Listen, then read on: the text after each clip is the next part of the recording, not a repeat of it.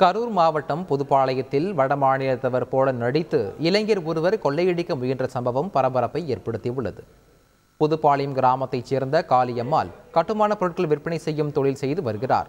காலை வழக்கப்போல் அருகில் உள்ள கடைக்கு சென்றபோது அவரிடம் 2 இளைஞர்கள் சிமெண்ட் விலை குறித்து விசாரித்துள்ளனர்.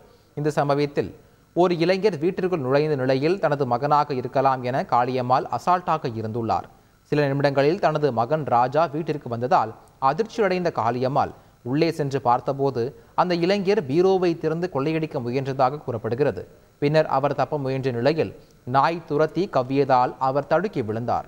பின்னர் அவரை பிடித்து விசாரித்ததில் தங்களது 2வது மகன் கிரி அனுப்பிதான் இங்கு வந்ததாக கூறவே கிரி இதனை மறுத்துள்ளார்.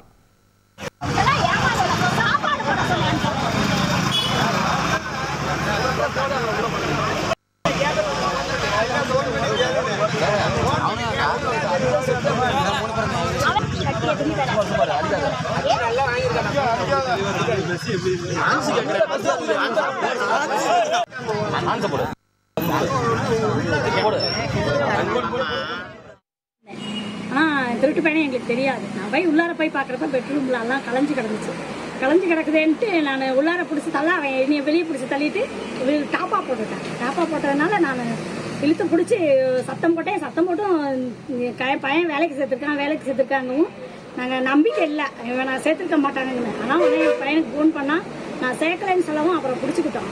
மறுபடியும் நாய் இருந்து பிடிச்சி கடிச்சு வச்சு பிடிச்சி உட்கார வச்சோம். அப்புறம் எல்லாரும் வந்தாங்க. அதான் அனுப்பிச்சாரு, ஓனர் தான் அனுப்பிச்சாருனே கடைசி வரையும் சொன்னான். நான் என் பையங்க வந்து உன்னை அனுப்பலைன்னு சொன்னதுக்கப்புறம் தான் தெரியும். இவனை நான் கடையெல்லாம் சேர்த்துக்கல. ஆனால் அவன் 2 பேரும் வந்து இவனோட சேர்ந்தவன் என்னான்ட்டான். செய்திகளை உடனுக்குடன் தெரிந்து கொள்ள உடனே சப்ஸ்கிரைப் பண்ணுங்க.